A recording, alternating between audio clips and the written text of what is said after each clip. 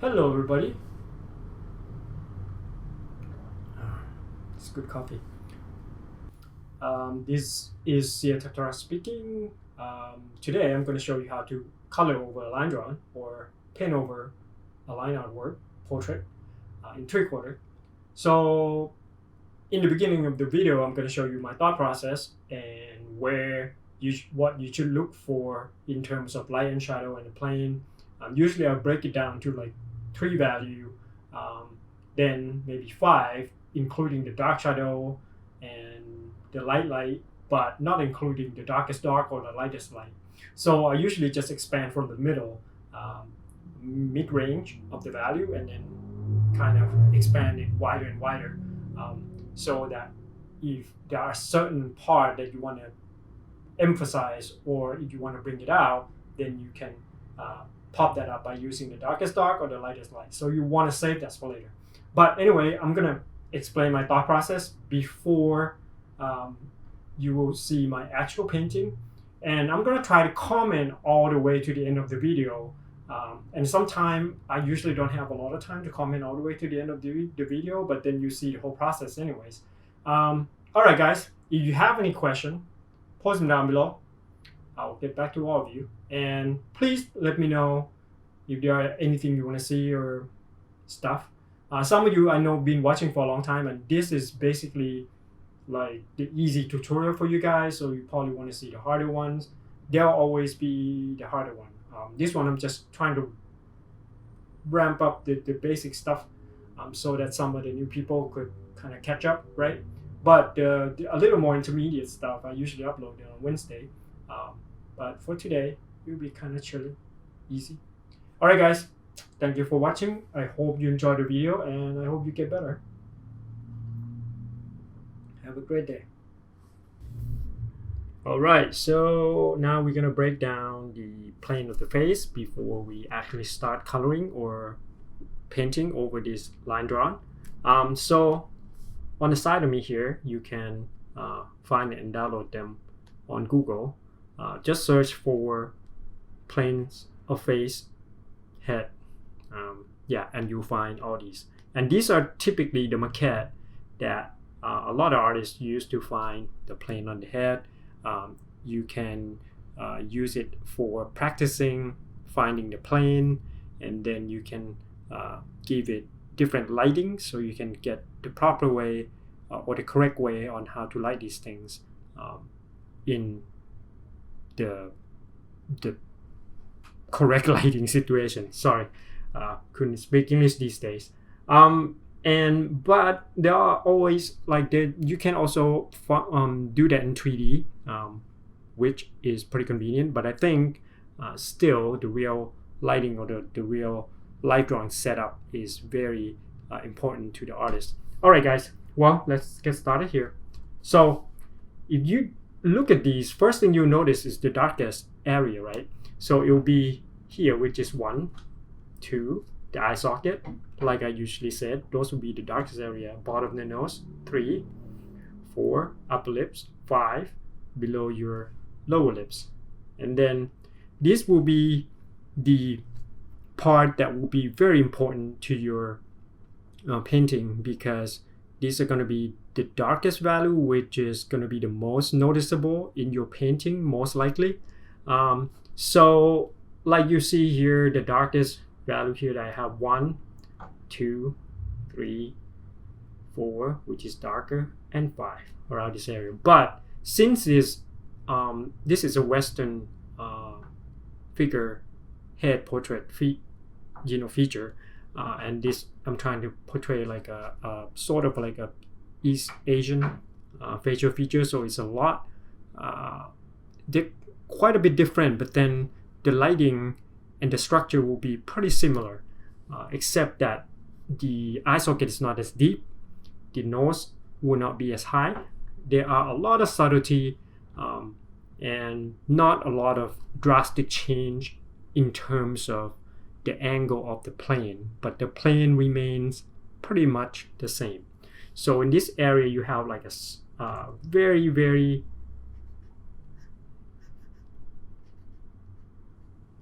higher plane, right? if you look at the profile, it's probably be like that. And in the Western counterpart, it will be like this, right? And then you have the eyes here, and these will be the eyes here. And you have cheekbone here, which is higher. And then that Western counterpart might have a kind of like a flatter cheekbone since they have a higher nose, right? And the nose plane would be here. And your typical one that I'm drawing here would be kind of like here, right? So, whoops, nose bridge, kind of lower, but then you have a protruding part in the bottom. But here you have a higher nose, right? So basically it's a lot.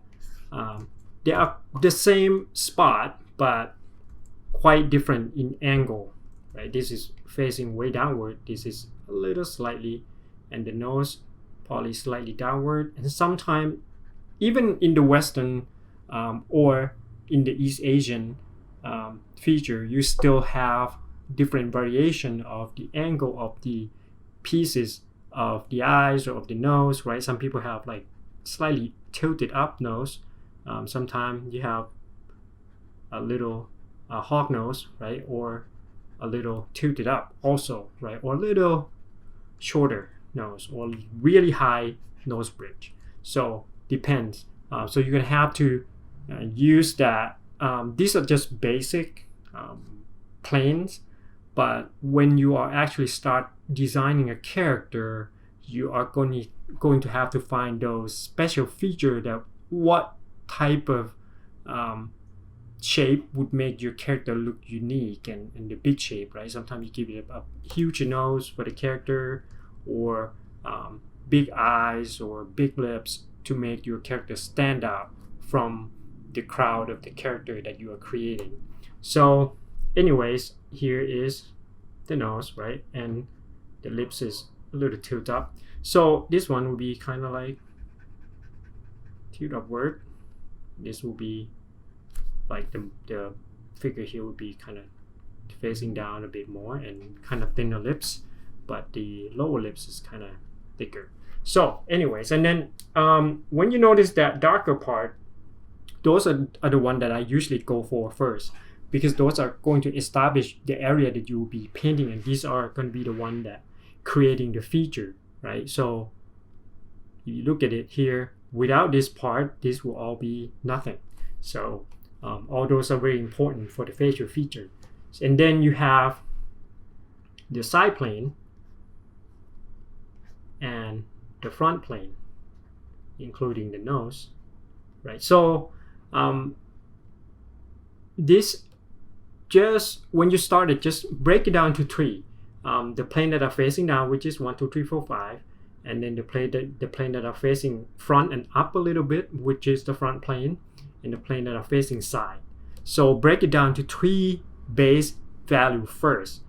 Once you break it down to three, it will make it a lot easier for you to go forward. Just simplify.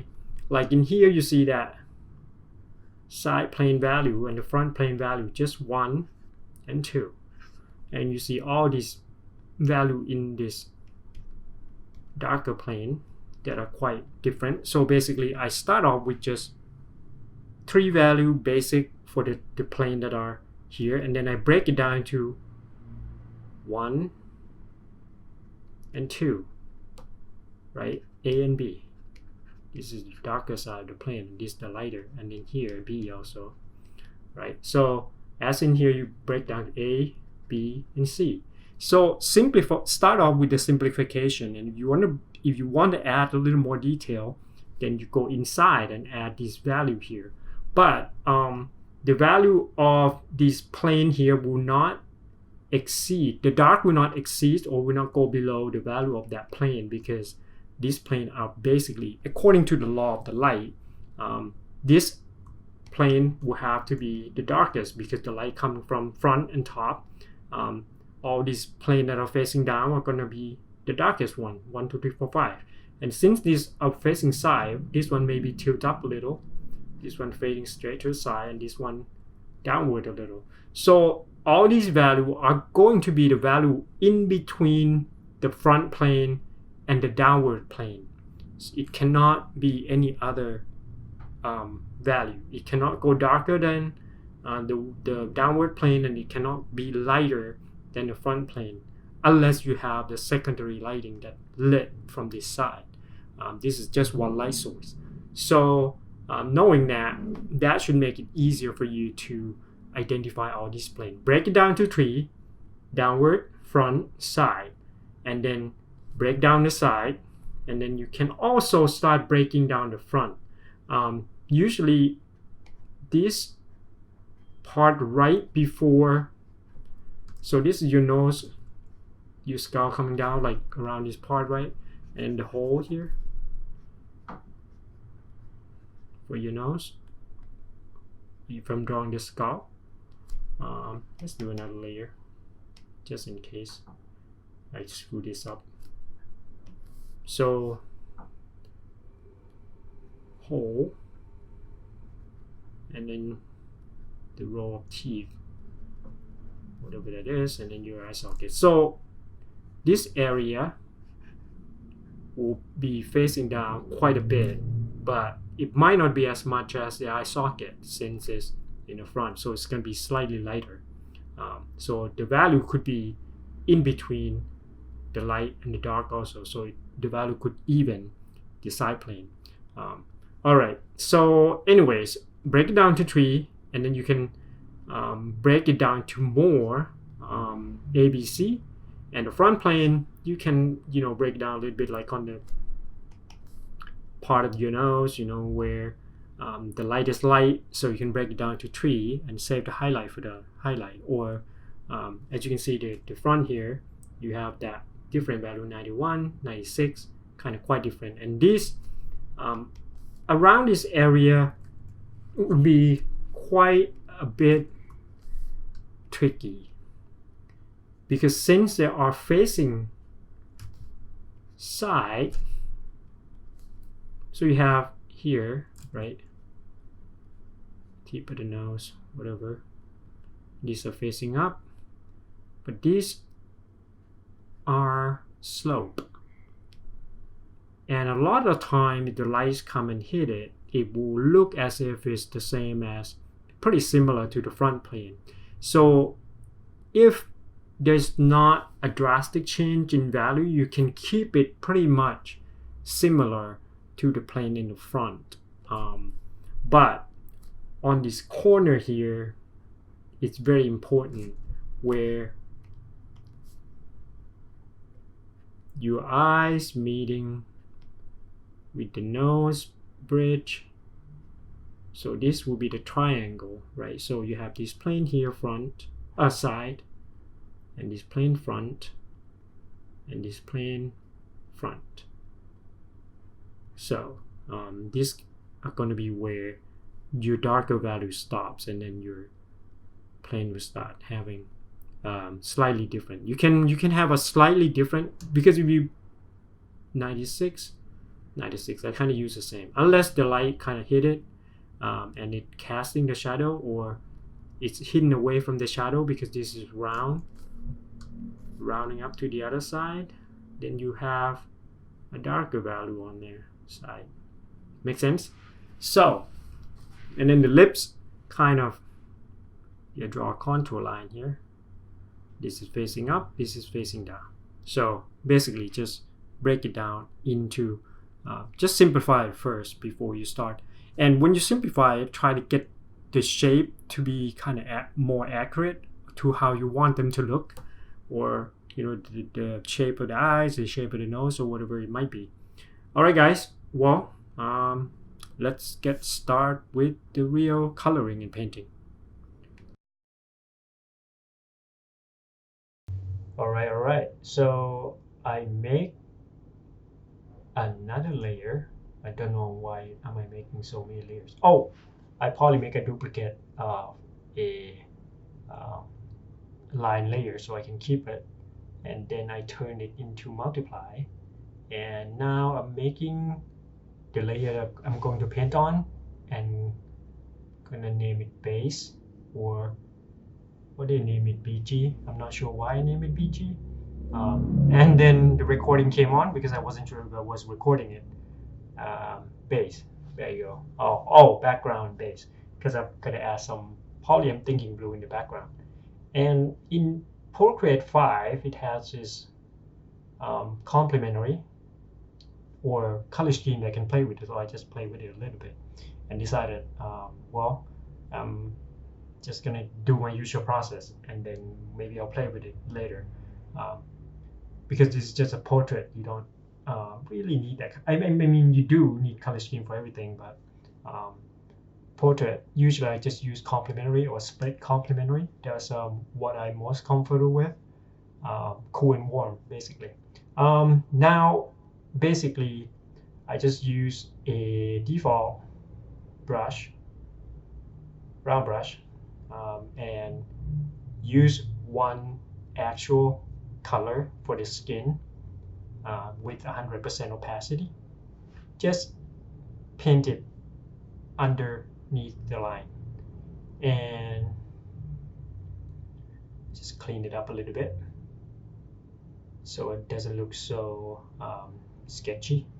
Usually I have a pretty sketchy line, and then I am going to add another value, which is this one's going to be a front plane. I used a darker value for the skin, and now on Procreate, this one it had history, which is pretty cool. History of the color palette that you use, so I can always go back to the color without having to go pick it. And now I'm using the color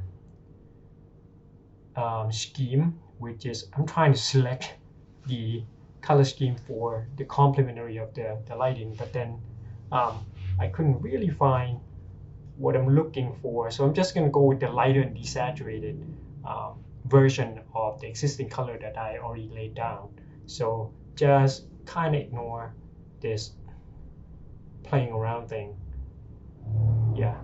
All right, so I'm just going to pick that color, use round brush, and go back to, yeah, HSB.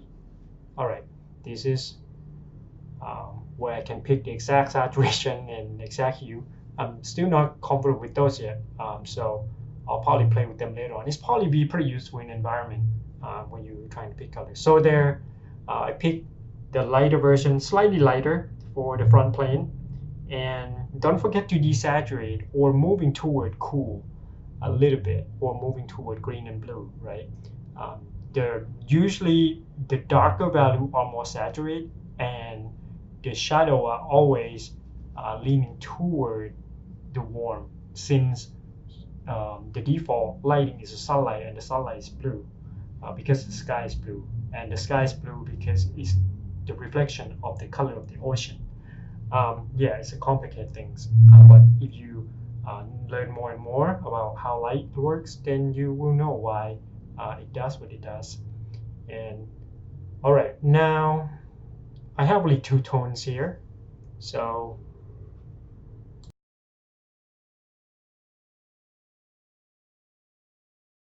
all right, since it picked the complementary color for me, I'm gonna use it as a background, so that hopefully, or it would definitely work with the skin color that I picked, and then the hair color will probably be warm too, since it's brown. Now I'm just gonna use a little texture brush to play around with the background a little bit really quick. I don't want to waste much time here. I just want to go and trying to show you guys how I paint a portrait. So now we have two values, and these two values is basically the side plane and the front plane. So you have the side plane, which is darker, the front plane, which is lighter and it's a little cooler. Then we are now going to find the downward facing plane, right? So, or I'm just gonna go for the hair first, trying to pick the color for the hair. And did I find it? Nope, I didn't find it.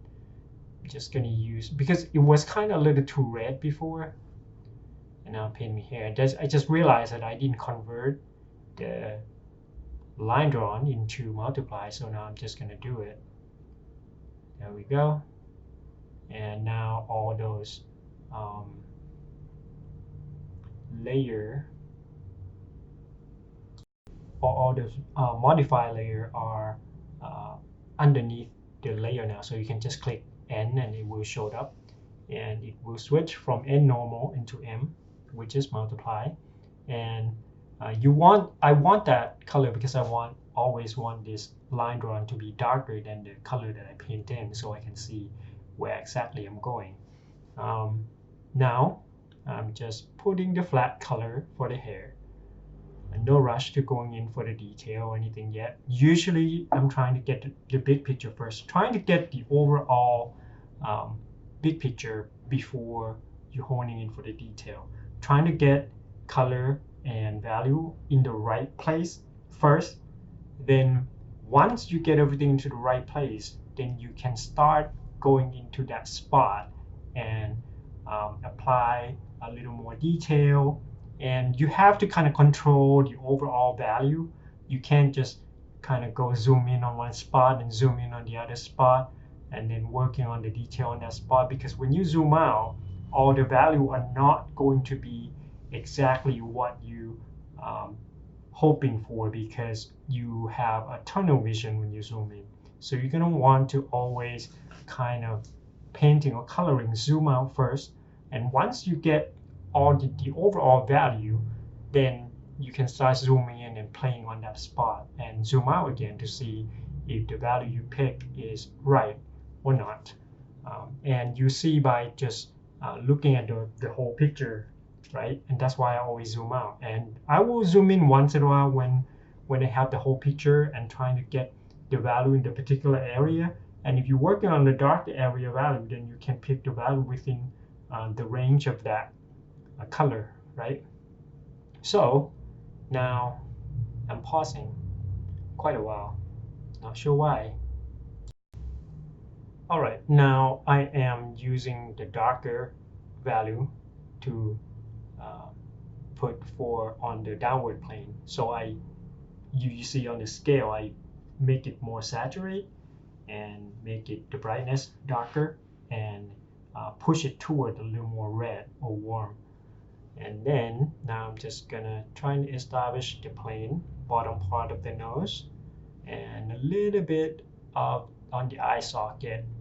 On the lips, it's gonna be a different color, so you might not have to worry about that right now. You can just pick two value of whatever color of the lipstick you use, or I mean the person use, or you think they should use. It could be blue, it could be red, it could be pink, whatever your preference are. And I go back and try to pick the darker color because the first color that I laid out, it wasn't dark enough, so I try to get it slightly darker. But then I kind of change my mind and go back a bit and kind of tweak it until I think the appropriate value is there. So sometime if you don't know what value to pick in, then just don't go too far, or look at some painting and see what kind of value does the person use on the painting, right? So your favorite painting of a portrait, then John Singer Sargent or Anders Zorn or Zhao Mingwu, if you know that guy, he's a pretty good painter. Most of the guys that I mentioned are traditional painter. Richard Schmidt, for example. All right, so those are the way to start if you don't know where to pick your value. So because your favorite artist is going to be basically the guiding light, sort of. You can't, if you use a photograph as a reference, you might not be able to kind of know where to find the color or the value, right? Because it's photograph and everything is kind of blending and no hard edge. You're gonna have to find those through a painting, and you will learn a lot faster doing it that way, right? But you can kind of use multiple reference and use a reference of a painting as a guideline for how you would find the value, and the photograph for the feature, and for where the nose, what the shape of the nose would look like, what the shape of the eyes look like, and things like that. That would kind of help too. Now I'm picking the color for the lipstick, and I'm just gonna put the lighter one first, and then I'm gonna go and find a darker color on the HSB scale. So the HSB scale are hue, saturation, and brightness. Traditionally, we call HSV, so hue, saturation, and value. But in digital, they call brightness. So, but it's basically the same thing. And now I'm trying to refine the shape of the lips a little bit more. And the upper lips, it's just slightly darker. I wish I would have picked it a little more saturated. Maybe I forgot, or I'm kind of. All right, so now I'm painting the bottom of the nose or the tip of the nose slightly redder to give it a little flush, or I don't know. I think the tip of the nose are always the reddest part usually, um, whether you're drunk or not. Just kidding. And you see that underneath the lower eyelid, there's another additional plane that I add. I use a darker color for the lower eyelid, and I push it a little bit toward red. Um, so because usually if you look at a lot of Asian portrait feature, then you see that they cast the shadow a little bit more than the. I'm not sure if it's a little bit more, but it's more noticeable because maybe the eye socket between the area between the eyebrows and the eyes are not that deep, and that's why you notice the shadow underneath the lower lips a little bit more. But the shadow are very subtle. They are not like deep, like like a wrinkle or anything like that. But it's kind of give it special flavor to the feature.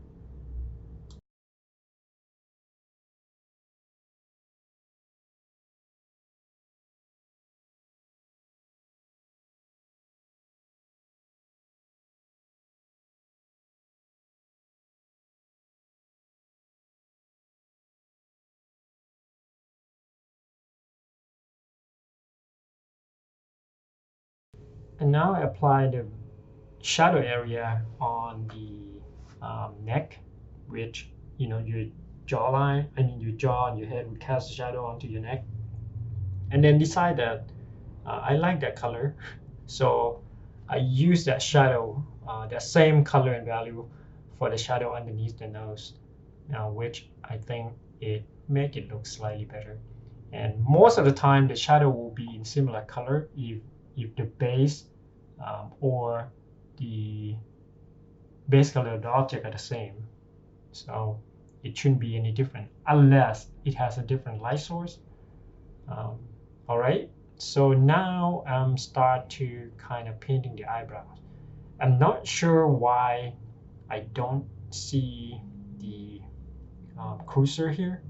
Maybe I lift the pencil too high, or because I just upgrade to Procreate 5 and I didn't click the option of seeing the cursor on the screen. Um, Apologize for that. So you're gonna have to kind of look at where it goes, which is could be a little harder. And usually I like to kind of split part of the eyebrows a bit so it looked like a natural um, hair, like some part of your eyebrows are thicker than some of the part. So it looks like the hair spreading out or the hair thicker, things like that. And I just use the scribble to kind of show that. And now I'm going in for the eyelash. Um, and since I already have the drawing, it makes it a lot easier for me to um, play around with the shape of the eyelash, and I could try to make it thicker or thinner. And if I make it thicker and it doesn't look good, then I could thin it out or make it longer or shorter. And that's how you play around with the feature, right? And that's where the detail will be implemented once you already put all these um, feature or body part into the place. If it's on the right place, You just tweak it a little bit and it should look good. Not much rendering required in a lot of times. Sometimes it depends on preference too. I kind of like it more simplification and a lot of hard edge and sometimes lost edge and soft edges, but I don't usually like to, that's a personal preference. I don't usually like use a lot of soft brush because I like the defined edge and it has a more traditional look. And when you use a lot of soft brush and all those, it look kind of digital or it look like an airbrush. And I kind of like the paint stroke, and that's why I prefer the harder edge. It look like gouache or it look like oil a lot of time. So, but those are the matter of preferences. You know, there's no, not that one way is better than the other. They are just a matter of preference, just like the medium that you like to use. Some people like using watercolor, which have softer feel and translucent feel in comparison to the oil paint.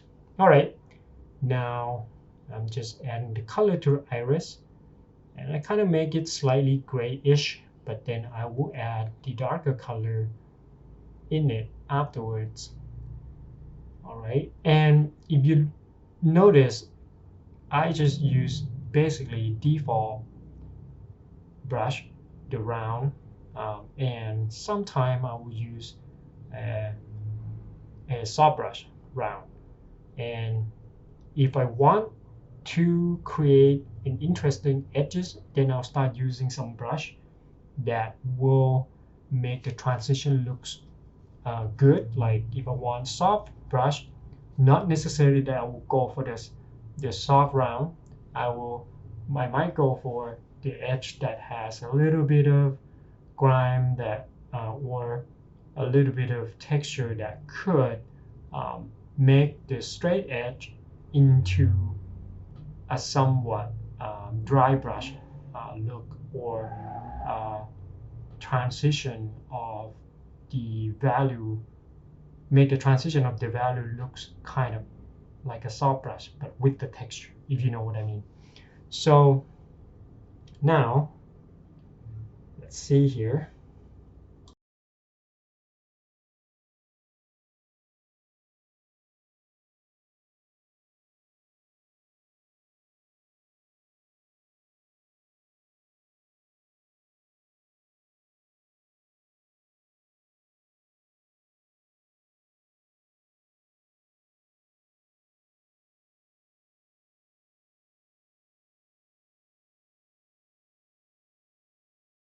Once I establish all this shape and value, then you see me slowly going into this particular shape and trying to maybe adding a little more shape using slightly darker value or slightly lighter value, or if I want to make it pop, I'll use the extreme, or the darkest dark or the lightest light on the eyelash area, right?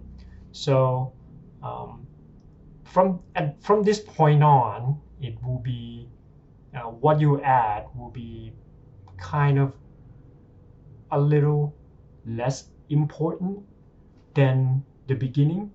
The beginning is it when you're trying to establish the whole look. At this point, if you don't screw it up, it should be fine. You add the darker value into to control the value into the dark using the right value in the dark, then you should be fine, as long as you're keeping all those shape and the overall value in control. Don't make it too detailed, or you don't render it too much on some part and make it too light or too dark, and kind of it will look out of place, right? So you have to control the overall value. As long as you don't make things out of place, then it should be fine. Trying to control your value, like you see those darker value on top of the eyelash on the left side of the screen, right? Those are slightly darker than the value that I established earlier. And I kind of did the same thing on the other side. And now I'm adding the shadow underneath the lower lips. And at this point, I'm gonna try to start painting over the line drawn. So here I'm going to try to pick those darker value and make it slightly darker, and trying to paint over those lines, and either it will be an occlusion shadow around the nose or the edge around the face. So but I'm going to try to keep the look of the drawing. So now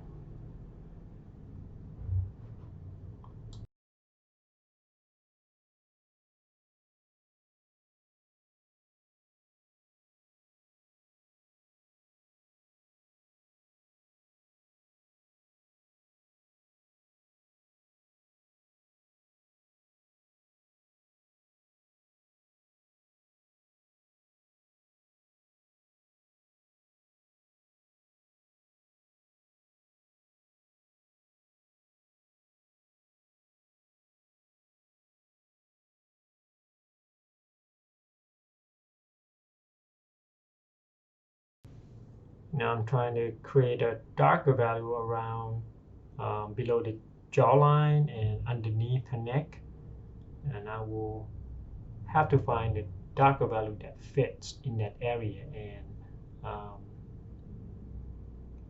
trying to pick the color. But if the color are too similar, then the jawline won't be too prominent and it won't stand out. So I have to pick slightly lighter or slightly darker, and sometimes I could use a saturation as as to make it different enough so you could distinguish between the jawline and the neck, even to use because it's basically kind of on that same plane. So I'm trying to pick the darker, maybe I push it toward red, so that you see the value of the dark is kind of similar to the value of that area underneath the neck, but it's different enough so that I could create that line on the jawline.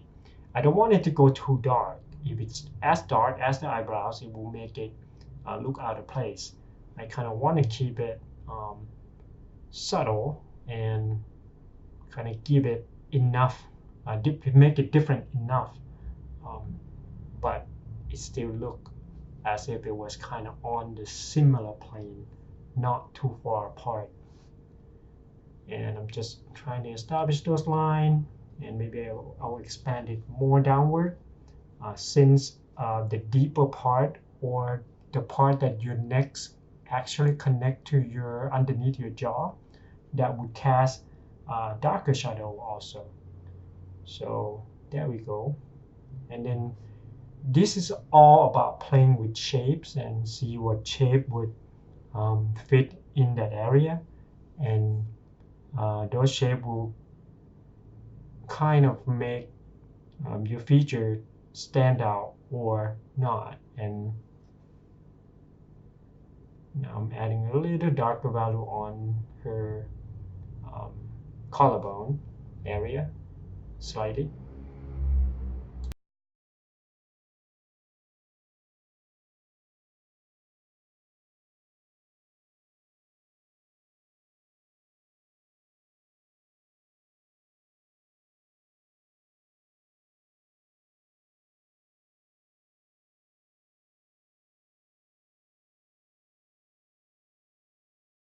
So now we got about 3 value on the area of the neck, 2 value for the shadow and 2 value on the area outside the cast shadow. So the lighter skin part and the darker skin part, and then the 3 value on that cast shadow around her jawline.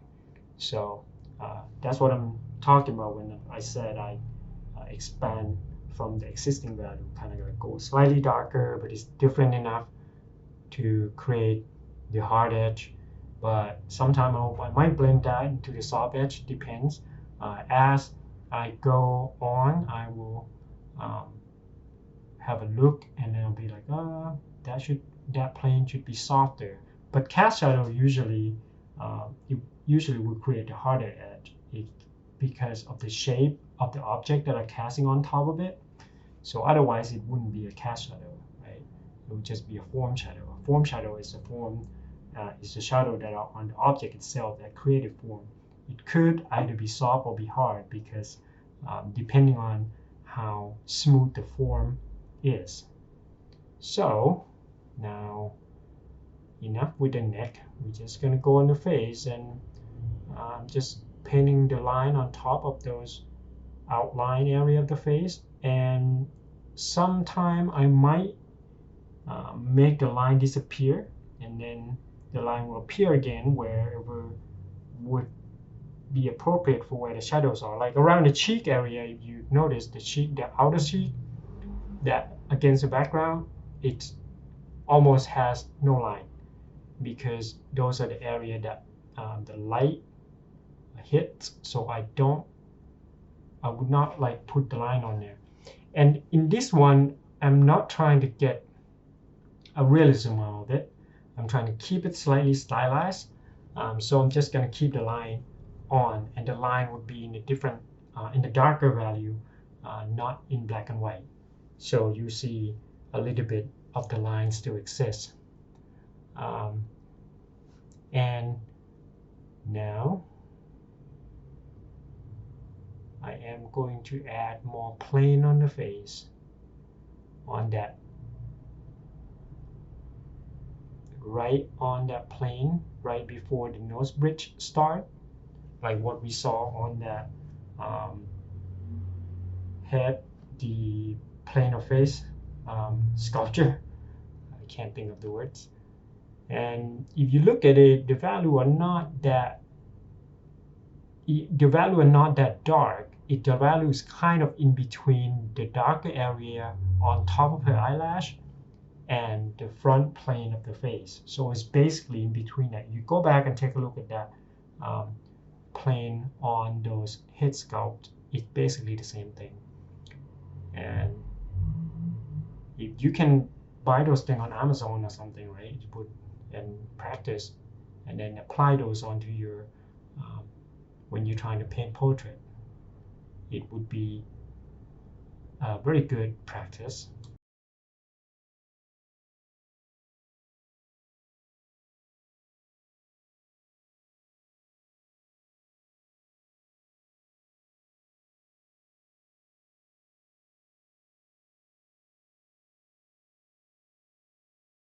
All right, now it's time to kind of start getting around to the hair area, and I'm just going to use basically just two values to begin with. Just try to separate it into three different plane, like the darker plane and the lighter plane. So, and try not to think of hair as a piece of hair or strain of hair.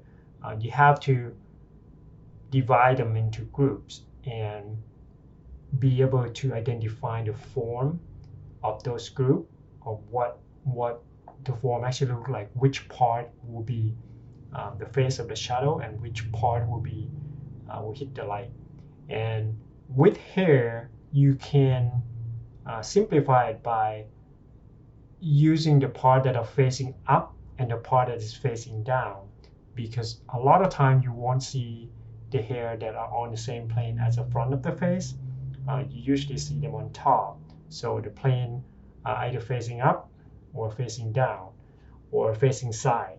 But in this one, I'm just going to, since it's going to be less area, it's not going to be round, it's just going to be, there's no front planes. There'll be side plane, top plane, and the darker plane.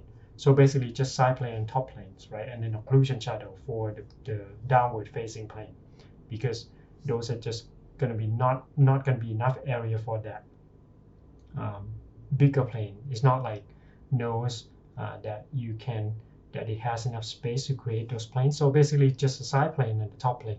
So you can just separate it into, just simplify into two values, basically like what I did here. And then you're gonna have like where the hair split. Usually it will create a plane that when it's split, one of them turning to one side and the other one's turning into the other side, so it created two face. Even though it has the hair doesn't have like a hard edge, but it's the plane turn into like a curved line, but it's turned abruptly, so you could create those into two different planes. And if you notice in a lot of painting, uh, if you practice from the painting, you see how the painter paint the hair, and usually the good one are John Singer Sargent again, and Richard Smith. Um, those are the one I usually look at. And different people have different painting technique. But if you look at my video, you see a lot of influence from maybe some of those guys, even though it's not that good. All right. So, and then I also use texture brush to kind of add a little bit of transition there and creating and the hair break it into groups.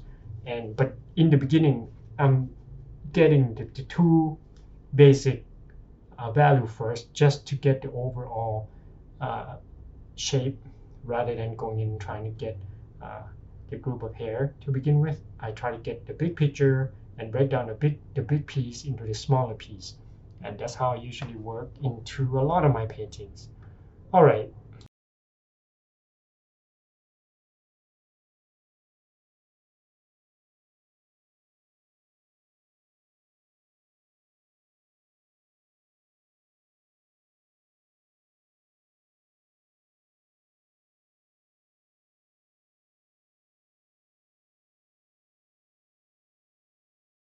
My advice is basically try to simplify as much as you can and break things down into three or not more than five, basically.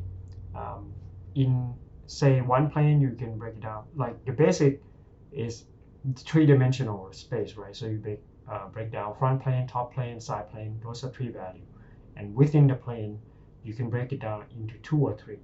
So the two or three value that you break down on that big plane are not going to be an extreme value. So it's just going to be the value that are within that plane that I explained earlier in the video.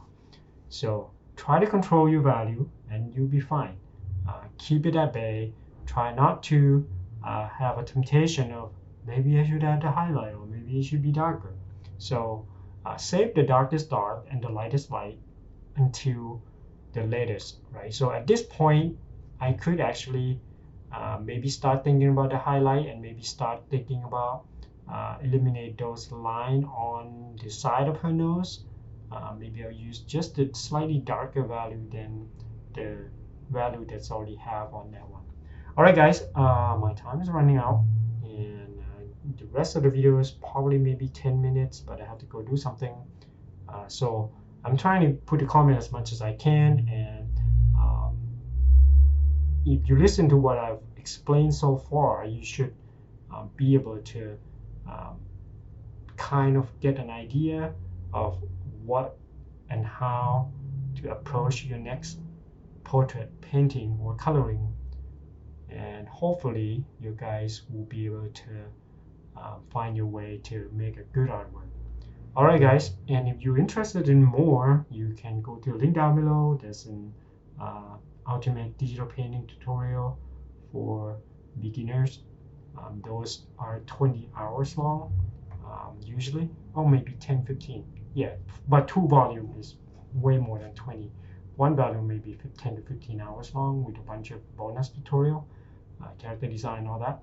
So you can go and download that, and that would be that would support the channel in a way. So all right, guys, well, you have any question, post them down below. And if you're interested in taking one-on-one class with me, then you can go to my website at theartclasses.com and get to the list. And yep, all the information should be on that page of mentorship. All right, guys, have a great day.